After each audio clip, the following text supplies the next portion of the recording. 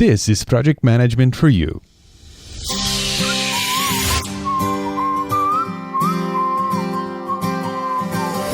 Are you a solopreneur, individual, or small business owner who struggles with ideas and lacks converting those ideas into reality? Do you underpromise, afraid you won't deliver? Learn the least you need to know to start your path of turning ideas into reality and delivering on your promises. Each episode is designed to help you get things done. Welcome to Project Management for You with Caesar Abade.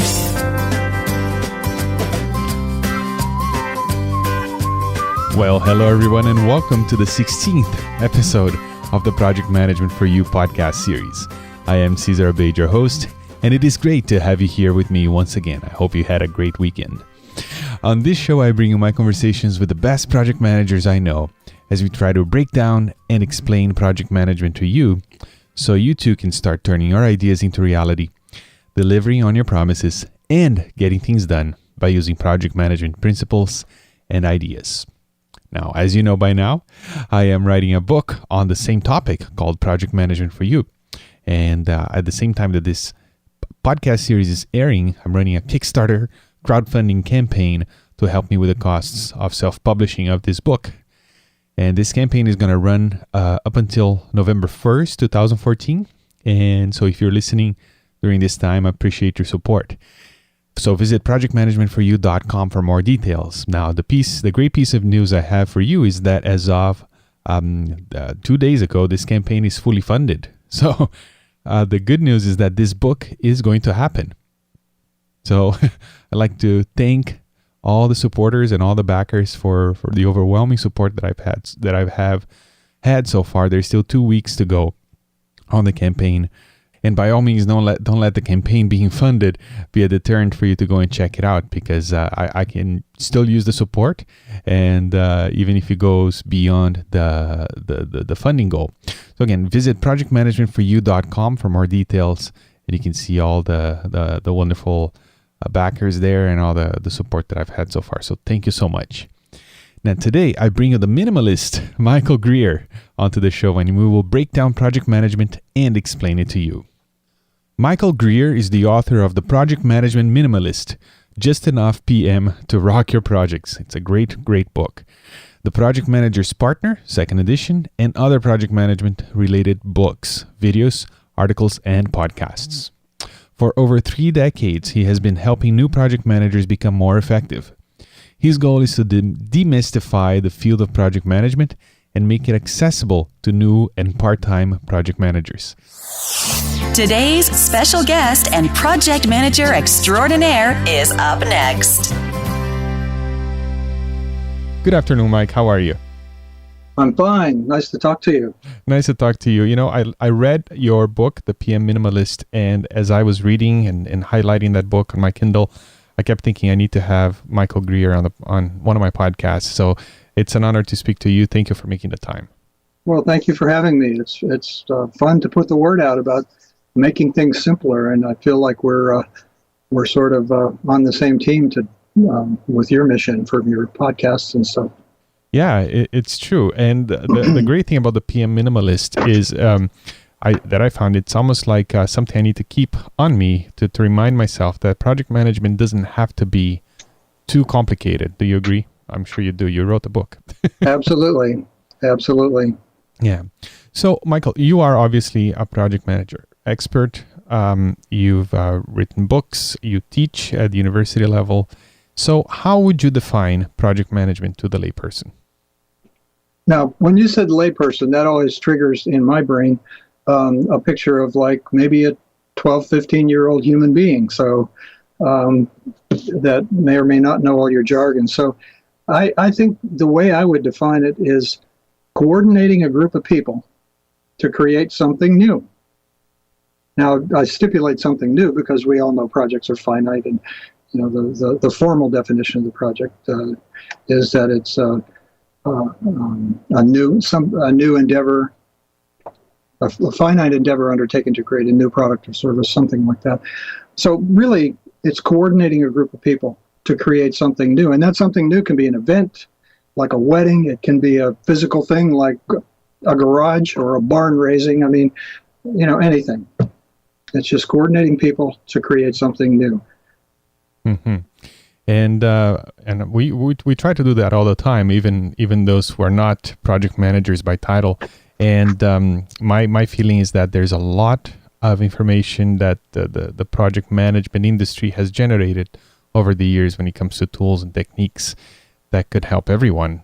So what do you think is the least people need to know about project management to start on the path of actually, working with this group of people to achieve this goal?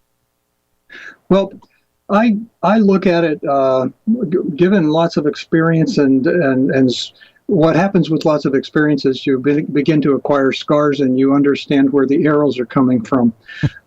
So you start to say, I know what really matters here. And it's not so much the tools and it's not so much the prescriptive techniques. What matters the most, I think that the least you got to know to be a project manager is you have to have the ability to tease out of a group of people a shared vision. Because one of those big arrows that keeps hitting you is one that is the impulse to rework, to continually rework something, and to continually, for example, if you have, because projects are fixed, you have a fixed budget and a fixed time frame, and usually fixed resource assignments, people that are assigned to work on your project. So all of these things are fixed, and if you have a tremendous amount of change hitting you, then you're going to blow your budget, your schedule, and also use up your resources too early. So, speaking defensively, then the project manager has to be passionate about and interested in looking out across a landscape, identifying all the potential stakeholders, or stated defensively, all the people that could screw things up by coming back at you and demanding a change. Find those people right from the start and create among them a shared vision. And if you can't get that and get that backed up by senior management, then or whoever's paying for the project, then you're gonna have trouble when these people finally pop out of the woodwork later. So the first thing the least you have to know about to be a good PM is this: you have to have a passion for and be interested in getting things done by teasing out this shared vision of an end product. And the second part of that is you got to love facilitating and guiding others to work toward that vision. You can't say, I'm the expert, I'm going to do it all by myself. Not anymore, because you're the manager of a bunch of resources and you don't have time to do it yourself. So there's a big shift, and that's one of the hardest shifts for the newbie project manager to make. It's from the doer to the facilitator. So I'd say those two things are really key to getting started on project management, to get the path of getting things done. It's like you need to be interested in getting things done by teasing out that shared vision, and then facilitating, being a team player to organize folks rather than attempting to do all the work yourself. Mm-hmm. Very interesting. Very interesting. Yeah. Especially communicating the vision. And when you think you communicated enough, you do it again. Well, you know what? It's not such a chore to communicate it if it arose from the audience to whom you're trying to communicate. Mm-hmm. So, you talk to your sponsor at the beginning when you're first getting the assignment. Talk to your sponsor, get a picture of what it is you're going to be doing, and then take that picture to the constituents that are going to make up your team who are actually going to be attempting to create it. And if necessary, sit the sponsor down with all of them as well. And let that whole group, let that whole mass that is Borg, that shared brain, come up with something. And you don't have to communicate outward and push hard to sell that vision if it arises organically from the people who are going to be executing it. So the important thing for both the sponsor and the project manager very early on is not to fall too much in love with an exact manifestation of that vision, because then there's no room for those smart, creative, skilled experts to kind of leave their fingerprints on it. Mm-hmm. So let's say the project is let's say it's a birthday party for our grandma, and the people on the project are all the family members. Just as an example that people can relate to, would you say then that a shared vision would be, okay, well, the point of this whole thing is to make grandma happy, and this is something we don't really need to communicate because everybody involved understand that that's the whole point. Is that what you mean? Well, now see here, that's part of my project, my management experience, also my family survival experience over the years. Is that one or two people thinks that the idea, when you first think of it, you think it is to make grandma happy. But there's Uncle Bob that's coming from over the hill, and Aunt Wendy that has to fly in from Turkey. And by the time everybody starts to get together, they have a set of expectations. And if we bring the whole family together, and there is a let's say there's a heavy metal band has been chosen because Uncle Bob really liked those. You're kind of running up against the expectations of what does it mean to make grandma happy, and what does it mean to have us all together and have a meaningful event, because a big part of that is the meaningful event itself. So yeah, I think I would want to talk to the key players who could cry abort, who could pull the plug on, who could make my life miserable for the next 20 years because I really blew grandma's birthday. And it might not even be grandma. You see what I'm saying? Uh-huh. Okay. That's why that shared vision is so important, because there's people spooking around in the background that can raise all kinds of commotion. Yeah. So you want to get them on board. Very good. Now, Mike, I often talk about project management, or a project, is taking an idea and turning that into a reality. What are the stages of bringing an idea to reality? I think I've got four that I kind of keep in my head. The first one is to come up with some kind of a clear vision among the two key people, the project manager and the sponsor, the person who's requesting that finished product. You start to come up with a preliminary vision. So you have this, and make it as high resolution as possible, but then bring in the team to help them further refine it. Because, quite often, once the project is up and running and the experts finally show up, if they show up too late, they will tell you maybe that what you were planning was impossible, and we can move it a little bit this way or that way and make an adjustment, and it would have been more possible, and now we got to do that. So it's that the second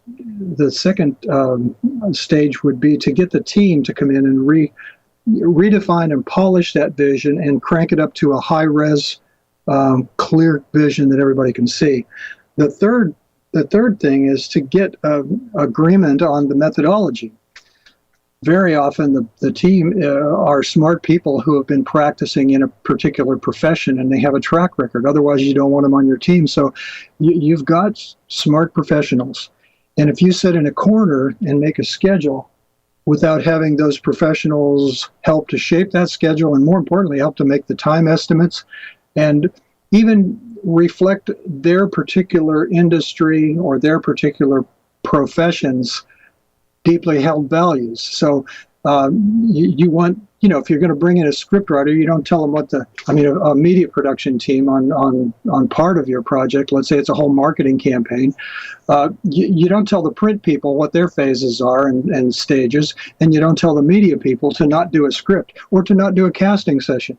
So there's a lot of things that are unique to a profession that there's no point in you sitting in a corner trying to make up. So the third phase the third stage of bringing that idea to reality is getting an agreement and input from the professionals on a method of doing the work. the schedule itself then that they can live with, and then also checkpoints, revision points, and most importantly, sign-off points, where we kind of close off something in a stage of its evolution, saying, yeah, we're done with the script now. We're going to quit screwing around with it. We're going to go ahead and produce. We're not going to go back and change it 15 times during production. And sometimes that works. So that's the third stage. Then the fourth stage is to do the work, but to know as yourself as project manager that your job is not to do the work as much as it is to inspect and bounce around. And if you're working on the team in a project role, then go ahead and do your work, but put on your project manager hat. Stop doing your work. Don't micromanage other people and try to do theirs, but inspect and see if it's evolving, if the deliverables, if the whatever it is you're building is evolving as it should, and then suggest revisions, and then finally complete it by signing it off. So the four would be the coming up with a rough vision, sponsor and project manager, then engaging the team to refine the vision, then getting the team's input and agreement among everybody on method, schedule, and checkpoints, and then finally get it up and running, which is the doing the work and inspecting and all that stuff. And finally cutting the ribbon at the end. Yeah. Very good. Now, there are tons of techniques and different tools that we as project managers use. If you could recommend one of these techniques from the project management world to everyone, what would it be, and where can we learn more about it? Well, okay. I found it hard. You kind of hinted that you might be asking this, and I found it difficult to come up with one. I guess you can see that what I deeply value really high amounts of engagement by stakeholders. Anything that you can do to get stakeholders involved, and there's sponsors, people who are the sources of change. The fundamental premise is that you have a fixed schedule, a fixed budget, and a fixed amount of time you can churn up of people's time, and that completely fights against changing deliverables as people change their mind and get engaged. So stakeholders are going to pop in later as the deliverables begin to unfold, and we take their broad, vague, make it so, and hold it up. They begin to refine that further, saying, "Oh, I didn't mean that. Oh no, how did that get to be? That's not what I meant at all." And so I sometimes say to my classes, this is really, I don't know if it's crude or not, but I'll just go ahead and say it. When you bring a new puppy home, you put him in your yard. He's going to run around the backyard and he's going to piddle on the corners, right? Mm-hmm. Okay, that puppy is going to make that yard its own. Stakeholders are just like that. They're gonna make that set of deliverables that's unfolding, that they're trying to build. They're going to make it look like something that they love. So the object of the game is to get them fiddling with it when it's nothing but a bunch of flip chart marker impressions on a big old flip chart page, or a bunch of yellow stickies on the wall that can be easily grabbed and crumpled. You want to engage them as early as possible. So regardless of the book that tells you how, or a particular methodology for it, just the most important thing I think that the project management world has to teach regular folks and families is supported by any of the techniques they have, which is how do you tease out engagement from stakeholders way early? Because if you let your deliverables evolve, as many new project managers do, they they say, wow, you'll see, boss, I can do this all by myself. Here we go. And away you go. And you don't check with the boss for a couple of weeks. You don't even let him look at anything. And the result is that your team begins to fall in love with what they're creating. They become ego involved with what they're creating. They begin to just want to see this be exactly as they see it. And if it's allowed to go too long without sponsor or stakeholder input, then without letting them see it and push back, then the team member that's doing the creating will be so far gone that it's going to be heartbreaking for them to have to change it. Not to mention cost a lot of money because you have to pay the person to do it over again. So to answer your question, one tool or technique from the PM world, that is really find all the tools that you can to engage stakeholders early. It's not just talk. It's not just good management theory or some idle discussion in a management textbook. What it is self-defense, because your stakeholders are going to get involved. The question in front of you is, what tools and techniques can I use to engage them way up front at the yellow sticky flip chart phase before things start to consume time and resource effort?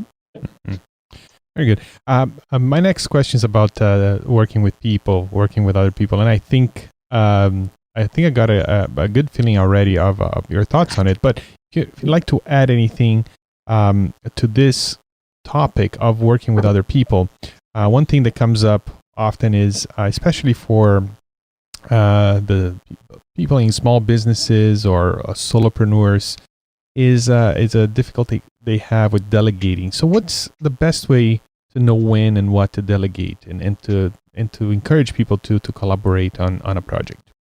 Well, the ability to delegate involves that kind of a shift in your consciousness. The new project manager has typically been promoted because he or she is a top producer. They do what they do as the local expert. They're the ones getting things done. In their heart, in the heart of a new project manager, is a fierce pride in what they do. So understand going in that this pride, this grabbing on with both hands to your craft, your skill set, and proudly engaging it and holding it up to the world for all to see, that's how you got to be a project manager, because you do whatever it is you do really, really well. But you need hit by lightning to shake that vision of what you're going to be proud of. You got to move that. You got to release that. And you got to say, I'm going to find that same passion for getting the work done and these other people around me. And I'm going to shift my perspective so that I'm going to get my personal jollies, my personal joy will come from watching newcomers become what I became, which is a top producer, will come from clearing the path for top producers so that together they can all create something that's just wonderful. Even though my job is going to be to do some mundane stuff like go fight management battles and make sure they have the materials and the equipment that they need to get the job done at a certain time. So the critical thing about delegation is an internal matter of the heart. If you continue to love to be the top contributor, you're going to micromanage and stomp all over the hearts of those around you, because you're always going to be the only one that knows how to do it. Mm-hmm. But you got to shift. You got to shift what you love about your job to, wow, look at the way I'm helping these guys become what I was, which is a top producer. Look at how I'm multiplying myself and multiplying my own efforts. This is wonderful, isn't it? I got 5 guys now that 5 guys or girls that can do what just one of me was doing. And now that's really exciting contribution I'm making. So it's the rest of it is the mechanics of delegation. Yeah, you can find that in any management book. You sit down, you decide what it is you're going to delegate, and you follow up, and you make sure it matches the skill set. Yada yada yada. But the what really matters and what causes problems is that many new project managers have not made this shift from a top performer to someone who's proud of his or her work as a facilitator. Very interesting. Very interesting. Yeah. Yeah. You can find that kind of information in any book, but what you added there is really valuable. Thank you. Now, Mike. Yeah, Mike. What is your final thought here for the listener who wants to learn and use project management to get things done? Well, there's besides the techniques, there's a vision that we just spoke of right before that has to do with being he or she who facilitates. There's a couple of other things that I think are mindsets.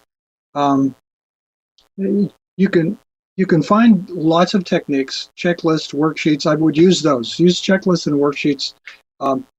Grab tools that other people have used. Grab old budgets and schedules that have worked successfully in your organization and make modifications to those for your project. That kind of stuff. That's the technical side. But the final, I guess I would say, you have to be comfortable occupying two almost paradoxically opposed realms. One is sort of represented by a Steve Jobs. You got to be that person that's out in front, that's excited. You have to be the most excited one on the team, and you got to transmit that excitement and enthusiasm. Your passion has got to roll down through the rest of that team and keep them going when they're doing overtime, or when they run into an obstacle and are wrestling with the subject matter expert to pry out of them what they need. So that takes a lot of fire to carry them through those and past those sorts of obstacles. So that's that Steve Jobs visionary, top of the mountain, come on gang, look where we're going, and waving a flag. That's a big part of it. But the other one that not so many people realize is that a good project manager is a little bit like a person, is like the guy in the parade that is running right ahead of the marching band with a broom and a garbage can. And the garbage can's usually on wheels. And what's right ahead of the march of him is the elephants, right? Or maybe it's horses. And you got the band coming. You respect the band. You want to hear their music. That's your team. You want them to play and make beautiful music. But if they're sliding around on bad stuff that the elephants and the horses have left, that's a problem. So to facilitate sometimes means to grab a broom and push that stuff out of the way so those experts on the team can shine. And that's the almost diametrically opposed to Steve Jobs on a mountaintop with a flag, right? Mm-hmm. But those two zones are what you have to inhabit. And just, I've done that myself where we had subject matter experts showing up. I had a huge project where I had a bunch of instructional designers trying to work together and pry out of subject matter experts what the information we needed to create this monster course. It was a technical course for Xerox Corporation a number of years ago. And the SMEs were showing up with stacks of overheads. They'd run through the overheads and they start answering questions for my team. They would, half the time they would show up without copies. So I would grab the copies. I'd say, go ahead, you guys keep asking questions and getting them straight here. And I'd grab the copies. I'd run to a copying machine myself. And I'd stand there until that stack was copied. That was gold. That was precious. My team needed that. Without that, they would be falling all over the place like the marching band, stepping in it, right? So when we knew if that SME ever left there, that person we were interviewing ever left, without leaving something behind, we're going to have a bear of a time getting it out of them. So that's an example. If I'm going to sit there if I think of myself as the Steve Jobs, only being the Steve Jobs, see the vision, see the future, and preside over the meeting like some force, that's appropriate at some times. But other times, I should be the guy that grabs a stack and runs down to the copying machine, so that my smart experts can continue to engage and do their professional best. So those are the two zones you have to inhabit as a project manager, and it's really hard to get that right. And to be proud of it. So, Mike, very good. This is tremendous value. Thank you so much for your time here and for answering my questions. Now, if the listener wants to learn more about you and about what you do, where should they go? Well, I've got a new website where as horribly old as I am, in the past 10 or 15 years, I've had 2 or 3 websites rolling. And I've done a lot of things. I've mentioned instructional designers a minute ago. I came up through the field of instructional design and development, and that gave me a sense of what's good training and what's not good training, and also how you help people learn about anything, including project management. So I've got a bunch of websites that look like they don't belong together because I've got these 2 identities, an instructional designer, or what we call human performance consultant, or on the other hand, the project management guy. So I've just decided, this year, to integrate those all under my Worth, at a website I call Worth Sharing. And if you go to worth-sharing.net, it's everything that I think is important. So you'll find pretty much all of it there. I also have a lot of PM freebies that I give away. I mean, created by me, but I point people to, because there's tons of free resources out there. So that's one of the things you'll see at the Worth Sharing website. So yeah, all my noise and opinions are at worth-sharing.net. All right, and I will have a link to that website on the show notes for today's episode. Michael Greer. I'll give you one quick thing here. I'm gonna give you a before the world knows. This is a sneak preview. I'm collecting a bunch of unpublished essays at the moment, and I'm up about 200 pages.